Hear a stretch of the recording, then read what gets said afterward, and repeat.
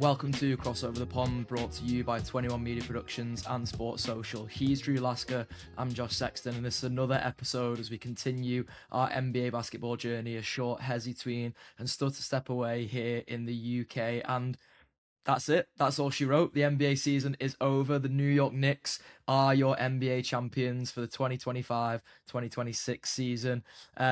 Drew, I guess first and foremost, now that we've climbed the mountain, we've reached the summit. We're here with Jalen Brunson and Karl Anthony Towns celebrating a New York Knicks victory. How are you feeling about it all, especially now that it's over? Yeah, it's weird because I'm not a fan of the Spurs or the Knicks, so I'm not invested from an emotional standpoint.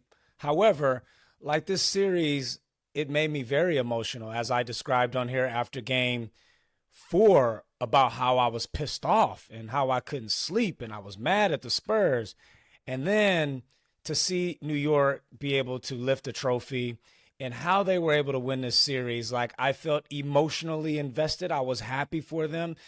I scrolled my phone for hours, just like checking out all the content that we seen from New York, all the fans just gathering. Like I was really intrigued by that. Like I don't ever usually do that. But man, like it was just such a fun series.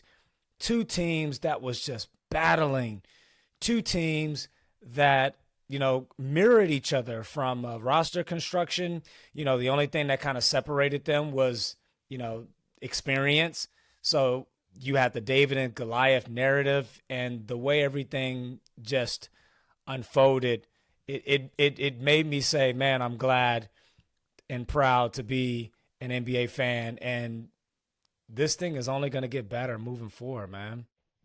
Absolutely, and a proud moment again for you to be, commentating on that finals game, the game that sealed it. Really, like I've deliberately worn a top today, which was the first live NBA game I went to, the 2022 finals, and it was Game 6 between the Warriors and the Celtics. I actually went sort of with my friends Wow. supporting the Celtics in Boston, but it was the one that the Warriors ended up winning. So literally like the first NBA game I saw live.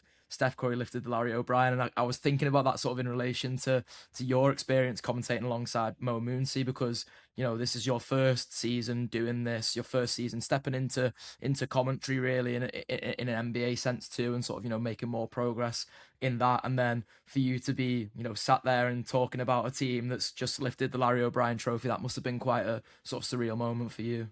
I mean, that's the exact word to describe it, is surreal. This season, before this season, I haven't watched the NBA very closely in years. The longer that I've lived in Europe, the further away I've gotten from it. And it's simply just because of the time difference.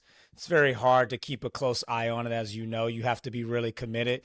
So the gig, naturally, with Prime, forced me to follow it closely, and then being on the podcast with you as well. From a duty standpoint, to make sure we can give the fans accurate information, and then from a career work perspective to make sure that I can do my job properly. But then amongst all of that, like I developed my passion and joy for the game again that I had as a kid, of why I, grew or fell in love with the NBA back in the early 90s, where I would sit down and watch every single dribble of why I wanted to be an NBA player. And then to be able to, work the games as an analyst all season. I've only had one game where I led, and it was with Mo earlier on in the playoffs. But to get this opportunity to lead again, it was already scheduled. It had been scheduled, weeks in advance, not knowing at the time that this would, the world would collide, what I would be calling the actual championship game. So from a career perspective, it's like the top of the mountain. It's just an incredible. And man, I'm just feel really grateful. I feel really honored. And last but not least, I had a pretty good playing career when you look at, where I come from, where I was able to go. But there's always a small piece of me that like was never satisfied. And and a lot of that was because I've been wanting to be in the NBA since I was 7. Like I poured everything into it, and not making the NBA, regardless of how much European success I had, has always stuck with me. And there's like a little hole. So, this role with Prime to be able to cover the NBA as an analyst has filled up that hole all the way to the top. There'll still always be a little piece of me, but like to be able to be on the other side, to be on the international team and work for the NBA indirectly has really, really filled a void that I have lived with ever since, I retired in 2021. Absolutely, yeah. Well, I feel proud of you for what you've managed to achieve this season. It's been incredible to be here as your co-host and to watch it and having summited the mountain. I know what you like, Drew. I know that you're not going to be satisfied with that. You're going to push on for even more now, and I'm sure the New York Knicks, who are all up here on this mountain with us, celebrating, are going to be thinking the same. I'm sure they'll want to push for more. Listen, they'll be basking in this for a few days. New York has not managed to burn itself down yet. There's been some incredible content coming out from there of fans sort of streaming the streets and stuff like that over the past few days, and that to me is what it's all about. Like, we can get too caught up in things that I know I've sort of referenced it so much throughout this playoff run, especially, but there's so much that goes on around sports, and there are a lot of bad actors that kind of attach themselves to sports because sports ultimately get people clicking and they'll focus on the wrong things. But really, it's a celebration of togetherness for me. That's what sports are all about. It's stories that paint guys like OG Anunoby, who comes from Harlesden in London, managing to find himself in New York and being a hero of a city that is so far away. I know he moved to the States when he was 4 years old, so he maybe feels or sounds certainly more like an American than he is a Brit, but it's something we as Brits get to celebrate over here, and that is a feeling of togetherness within that. I've got friends who are Knicks fans who've watched games together, so that brings a certain level of togetherness, and they're not from the same places. One is from Northern Ireland, one is from Chester, one is from New York, which is a bit of a teaser into a little project I've got some ideas around, which I'm sure I'll be running by you at some point, Drew. But seeing those people sort of come together and sharing those moments, enjoy those moments, seeing people on the streets sharing together and enjoying those moments, that to me is what sport is all about. And seeing these guys who have all been written off at different turns. One of the things I was going to ask, we're potentially having a guest on here, Marlon Capers, if he can get his Riverside to work, and if and when he does join us on this call. One of the things I sort of wanted to speak about was that this next team has got no first team all NBA guys on it. Not even Jalen Brunson has made a first team all NBA yet. Cat hasn't. None of these guys have. And that to me is kind of like a nice little side story to how brilliant this New York Knicks championship run has been. Really, is that none of these guys feel like they are sort of the top superstars, and yet they've managed to reach this point, and they've done it with the togetherness that they've shown throughout this playoff run. And that to me is what sport and what basketball in particular is all about. I think why so many people are happy for the Knicks is because this team is very relatable, right? Like they are the epitome of New York. I know when you think of New York, especially for Europeans, you think of vacations, you think of Manhattan, the skyscrapers, but that's not New York. New York is about like the Bronx, It's Brooklyn, the boroughs. Harlem. You know what I mean? That's the real New York, and that's what this team like really reflects. As you alluded to, there's no, someone like Jalen Brunson, who's a superstar, he's not a max deal player. This team is not a super team. This team did not tank. So this is a championship team that is so different from how all of the other teams we have seen been manufactured. You can use the Kevin Durant, the Golden State team. You could talk about the Miami Heatles. I mean, we can go on about how these teams over in the 21st century have gone about doing business in the NBA, and I think that's why it's kind of rubbed people the wrong way. Specifically, the tanking to get a high draft pick. Not saying that San Antonio did. They were naturally bad, but this team, even when they were bad, they were still competing. They were never losing on purpose, and so, this is why I think people have really grown to not only respect New York, be happy for New York fans, but to have a deep appreciation and love for the NBA. Out of all that noise we heard all season from the 5 people on Twitter who's talking about the horrible place that the NBA is in, the numbers just continue to tell us a different story. Like there were over 9 billion people, 3 billion people on social media that saw the tip in by OG. This was one of the most watched games. I can't remember which game it was. One of the most watched NBA finals in 29 years or something like that. I don't have the stats in front of me, but think about how many times, Josh, we've seen a graphic pop up on X from I don't know if you follow NBA communications, but I do. And they always posting random information, from Amazon Prime, from NBC, Peacock, ESPN. Like they have done historic numbers this season. So the game is in a great place. For us on this podcast, a lot of times, me personally, I have no idea who we're speaking to because one, we're a new podcast. So obviously we're grifting and grafting to develop a fan base, but also from the perspective of that, like we're tailoring to a European market. So, that's really tricky to, from that perspective to really know who's really interested. But what really caught me off guard was Prime reposted that I was completely unaware of was one of the bars in London put on a NBA Knicks watch party. And the amount of people that I saw in there at 4:30 in the morning, the amount of Knicks fans, it just told me that that's one franchise out of 30. Just think how many other fan bases there are, not only in the UK, but in Europe that support these teams. So there are a lot of, NBA fans here on this side of the pond. But to be able to see that watch party there in London was cool, man. Yeah, absolutely. I was trying to figure out where that was. When, as you say, when the videos of that came through, quite incredible, really. And again, another way of people sort of being united in their love of basketball, their love of the New York Knicks. Like I like seeing those celebrations of togetherness because for me basketball has never really necessarily been like a together watching activity. Like I kind of get that from football or soccer depending on which way inclined you are, which side of the pond you cross over to.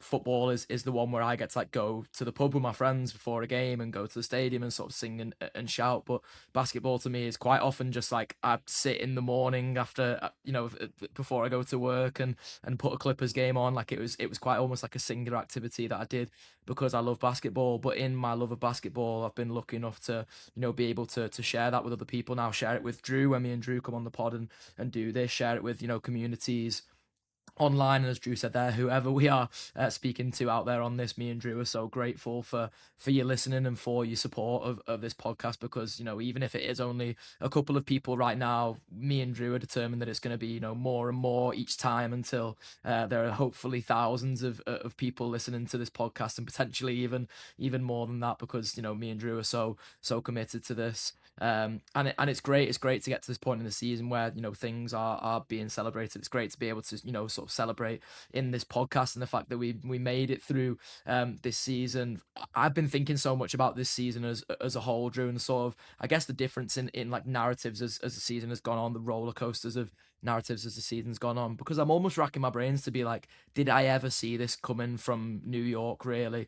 And I think the honest answer is no. Like I can try and do the mental gymnastics as much as possible and be like, oh, but I did say this on the pod once, and I could pull up receipts from past podcasts where I talked about like shooting leaps at this team took under Mike Brown and stuff. But I remember like going to speak to one of my Knicks friends who still works full time at the Amphi Rap, and I was in the Amphi Rap office sort of speaking to him about this and saying like it's all well and good that you keep sweeping all these teams out the East, but whoever comes out of that West is gonna go on to win it. And I actually sort of look at this final series now, and I think one of the things that got this done was conditioning, shot making in the clutch, which I think goes like closely hand in hand with conditioning.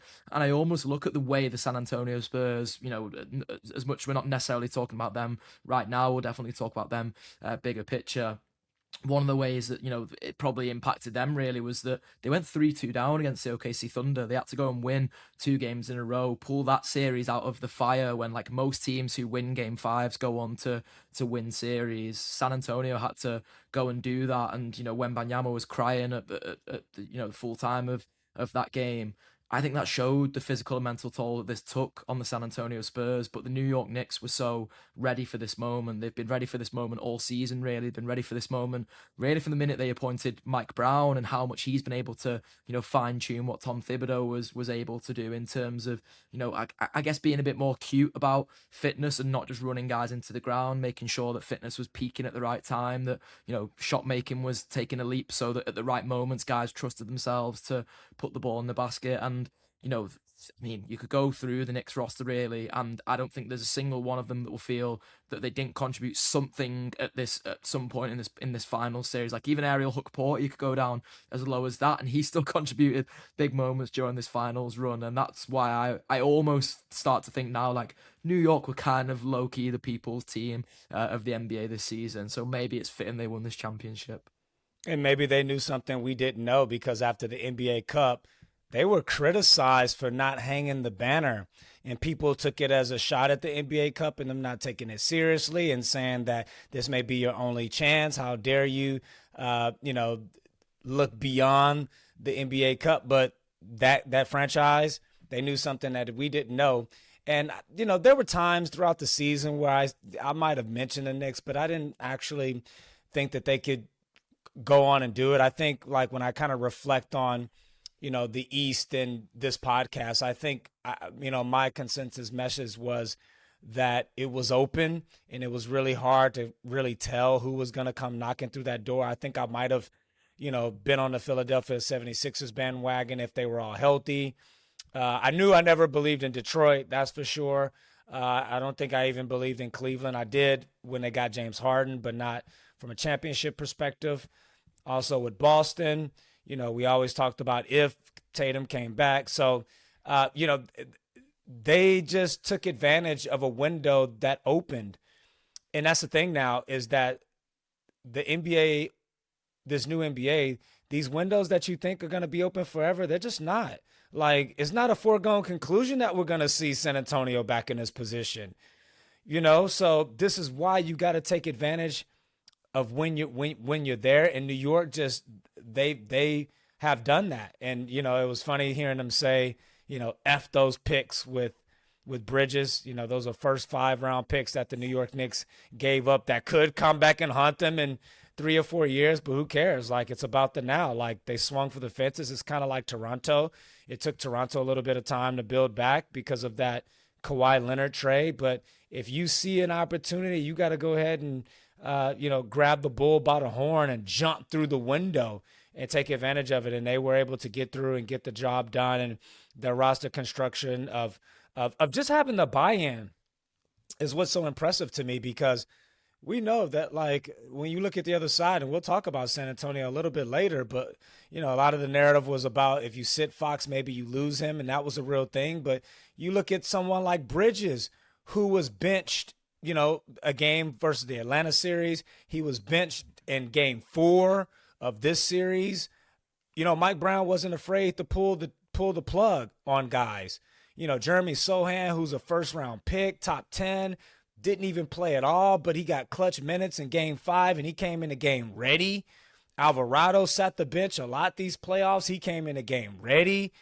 I mean, there is something to say that staff there, along with Mike Brown, what they're creating, that culture, to be able to allow Brunson to take 25-plus shots when you got someone like OG sitting there like, I'm just as talented. Like, I scored 33 points off 15 shots. Why am I not getting a shot? But you just never saw or kind of felt that -5 from New York all season. And I think the best way to describe them is, and it's very rare in the NBA these days, is that they are a complete team. They are a team. That is why they were able to win it all this year. It's not about one guy. They understand who the guy is, but they are a team.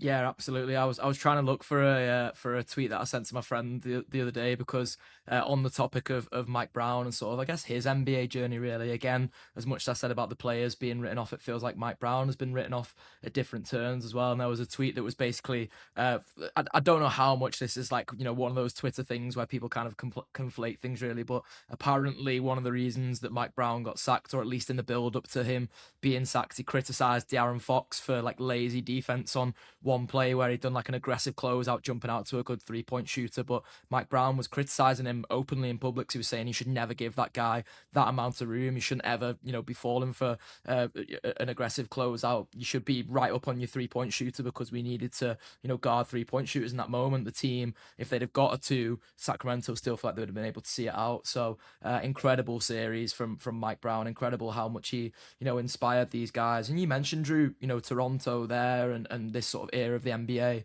I saw a tweet that was going around the other day, which I think was from maybe ESPN on the broadcast. They had this up that since the Toronto championship win in 2019, the last 8 NBA champions, every single one has been a different team each year. It's been Toronto, the Lakers, the Bucks, the Warriors, the Nuggets, the Celtics, the Thunder, and then finally the Knicks. Now we are truly in this parity era of the NBA, as I keep referring to it as, because it does feel like any team can win at any moment. You mentioned it, Drew, that teams often don't repeat. Teams often really don't even get back to the conference finals. Probably only the Thunder who've booked that trend after winning. The Celtics did it a couple of times in the build up to winning, but after winning, teams don't tend to necessarily get back to the conference finals at the first time of asking. I would imagine there are teams waiting in the wings in the East now. I imagine that Boston are probably going to make a swing. I wouldn't be surprised if Cleveland made another big swing. If I'm the Pacers, getting Tyrese Halliburton back, I'm thinking, God, how close were we then last year? If the Knicks were able to do that coming out of what everyone thought was a great Western Conference, if Tyrese Halliburton hadn't gone down with that injury, could we have maybe been the ones to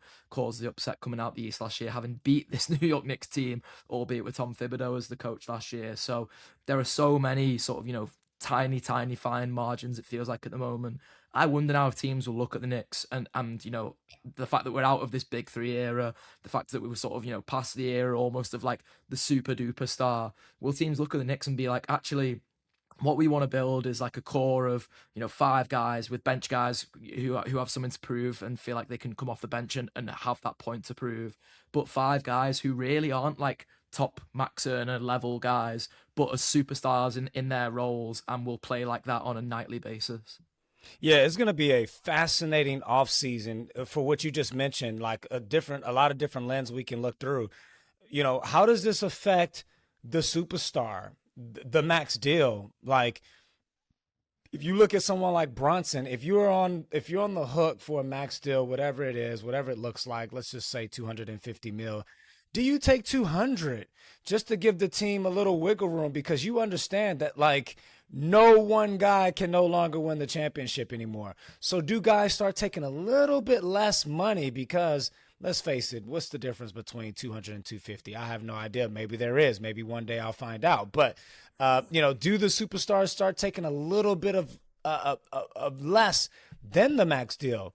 Then also think about how important this draft is to just make sure you build around the edges. Someone, because you got to have those guys like Carter Bryant for the Spurs that could just come in and play a role. Or I'm thinking of the other guy for the Knicks, Miles. What's his name? The guy that gets the high release on his shooter, on his shot? McBride. Like, yeah. So this draft, even though it's been talked about, it's really top heavy. The lottery is crazy, but like, the whole draft is important now, right? And then also free agency is going to be crazy, because every team in the association this year, they must build their team to be competitive and be able to win. And there's different levels of winning. There's half of the NBA that has a legitimate shot now at winning it all. So they're going to be trying to build their teams to win it all. And then the back half of the NBA, they know they're probably not going to win the championship, but you got to be competitive, because you can't be in the bottom 3, because you will lose forever. If you're already a bad team, and the way that the draft is set up into 2029 and you fall at the bottom 3 and you don't get one of those top 5 picks, you are screwed.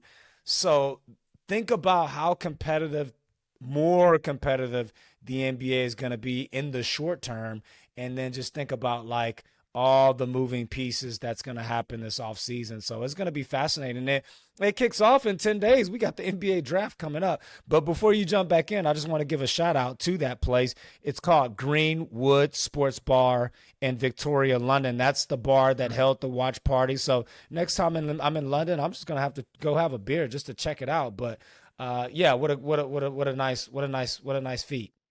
Absolutely. I'm going to have to make sure I check out that place in future as well. I'm part of like a Clippers UK group chat, and we've spoke about doing Clippers watch parties for, important Clippers games that are hopefully still to come in our future as well. So I'd love for us to get together in Greenwood Sports Bar again to make this thing that I think is all about togetherness, a more together activity. I think we're probably cool to shift to the San Antonio Spurs a little bit now, aren't we, Drew? Because we've done a lot of the Knicks there. Maybe if Marlon doesn't necessarily join us today, we can get him back on at a later date. I'm definitely keen to get some more thoughts from, fans in general about how their seasons went for their teams, because it's strange, isn't it, in the NBA? Like, there only really being one prize. I mean, there are technically two prizes now, but the Knicks have swept them both. So it's only really Knicks fans who've had the chance to celebrate anything this year between the NBA Cup and the NBA Championship. But shifting over to the San Antonio Spurs, listen, like, you know me, Drew. I've come on this podcast every single week and shopped Giannis Antetokounmpo around the league. I've been all for, teams making big trades and big swings. I'm going to do it one more time for the San Antonio Spurs. Okay, let's hear it. I'm only joking. I don't think San Antonio need to touch that dial. I don't think they need to make any more big swings from here. I think I talked about it on a podcast a couple of episodes ago that, there are levers they can pull in terms of guys that are on big contracts that I feel like they can just adjust going into the off season. That core is there now. Listen, if there's any sort of big trade that they make, I don't think it'd be the worst thing in the world if they manage to get De'Aaron Fox out of there for something that fits the timeline a little bit more, for something that fits the system a little bit more. I think it's quite clear that Dylan Harper needs to be the guy who closes games. I think Stephon Castle has proven, even if not necessarily during these last few games of the finals, in general, that his potential is massive and he should definitely be closing games. 3 guard lineups for this team definitely didn't work. I think they have the foundation of what I'm sure is going to be a great team there, and I would be genuinely surprised if me and Drew were still sat here at the end of Victor Wembanyama's career and he hadn't at least got one, or if Dylan Harper hadn't at least got one. These are guys that I think are going to be champions, and they're going to be so special in this NBA space for years and years to come.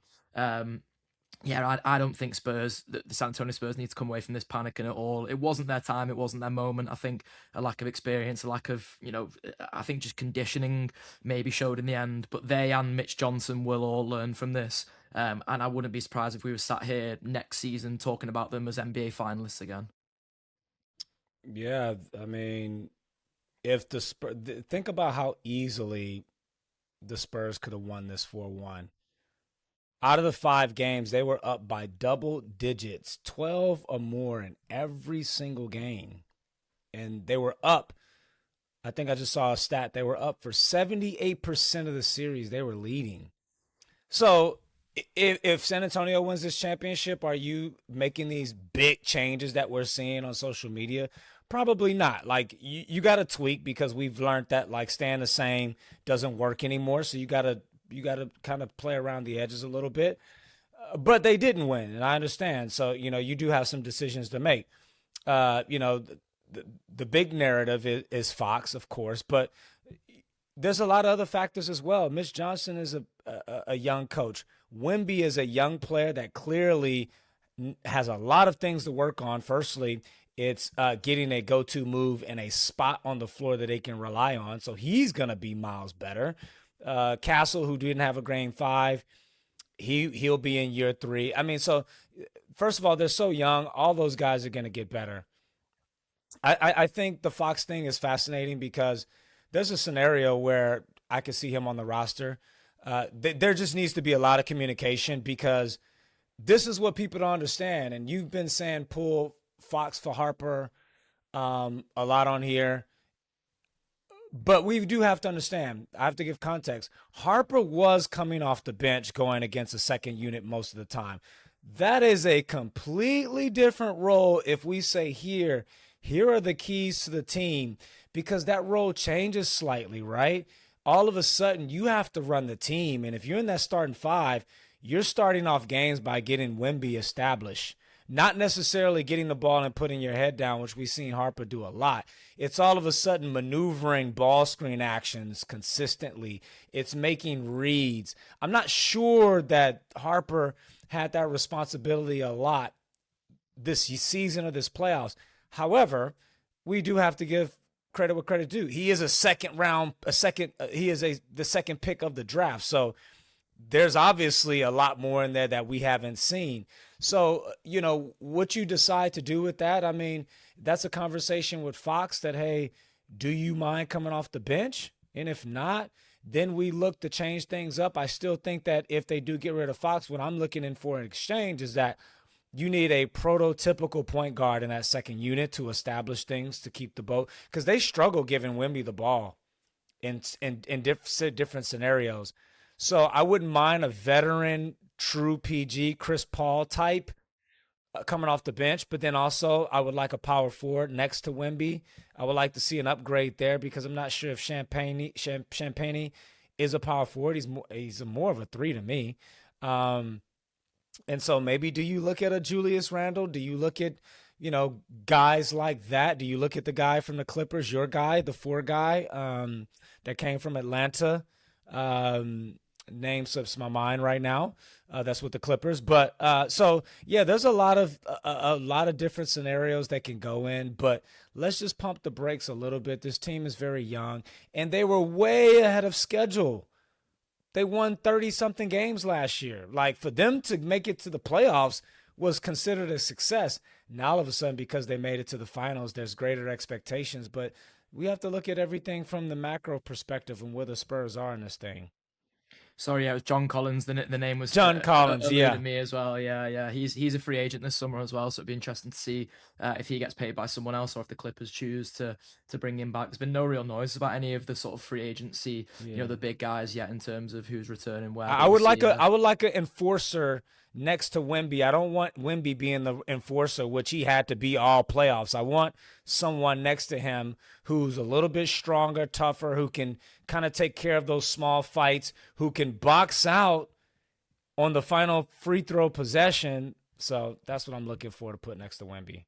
Absolutely, yeah. Especially because Wemby is your star guy. You don't want your star guy to be worn down by being in battles night after night. I do want to say, like, sort of, contrary to your point before, that Dylan Harper did have a little bit of a stretch in the starting lineup at the start of the OKC Thunder series and looked quite good in that role. That's true. Yeah. I definitely think there's a pick and roll thing that him and Wemby can figure out there, where both guys can still manage to get a little bit of their own, but it does also require Wemby to have the conditioning to consistently roll to the basket, to know that yes, there are going to be nights where Wemby gets punched in the mouth, but he's going to have to make sure he sticks at that task, sticks at crashing towards the rim, because ultimately, where is a 7'6" guy most dangerous? It is around the rim. As much as Wemby has got an all-round game and he definitely has an outside shot and stuff, it's not the thing that he should be relying on. He needs to make sure that conditioning lives up to the level that means that he isn't just settling for 3-point shots. Because if you're New York and you're coming up against a 7'6" guy and he's trying to take threes all night, you would absolutely take that 9 times out of 10 rather than the guy being around the rim. So there definitely are things to figure out with this San Antonio Spurs Do team, you but simply think it's a conditioning thing? Because it's very clear, like he can get in better shape. He was only averaging, don't even know what it was, 28 minutes a game this whole season. So there is a different level this off season he can prepare for. But like, my question to you is, how far can that go? He's 7'5".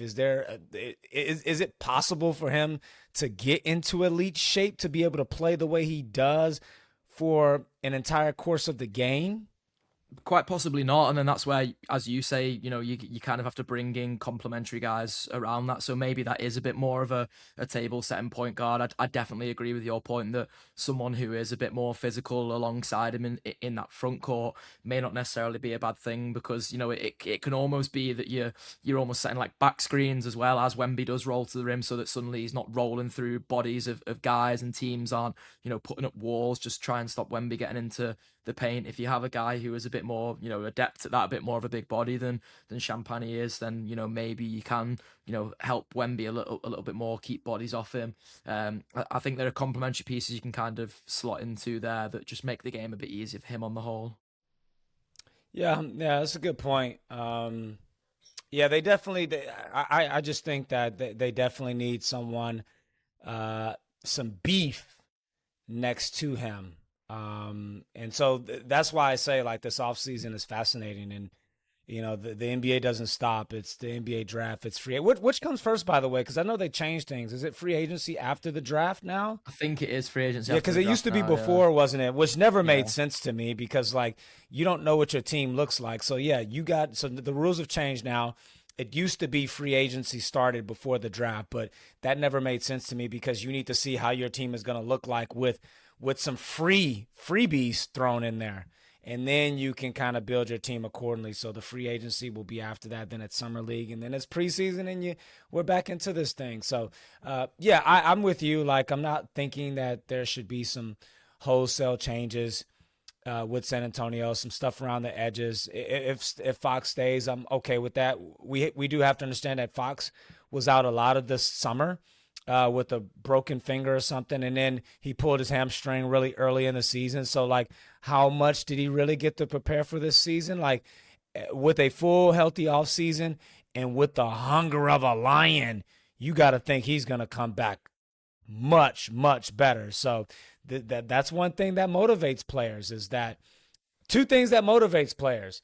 It's contract year, of course, we see it every year, and it's when you get embarrassed or you lose at this level. And so you don't think Fox knows about every time he's opened up social media how many people are talking about him? It's kind of phenomenal though. Like it's slander coming from all type of directions. I kind of feel bad for him because it's like it's tough being a professional athlete because if this happens in the first round, you don't really probably see all of this. He gets to kind of go off in the shadows and go to Cancun and enjoy his summer.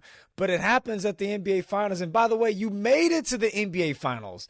You're one of the best two teams in the league, but you come out of this situation way worse than you ever were before. So it's just such a fickle business being an NBA player, NFL player, whatever it is you into at the highest level. Absolutely, yeah. By the way, there was a name you mentioned there, Drew, which got my cogs ticking. It was Julius Randle.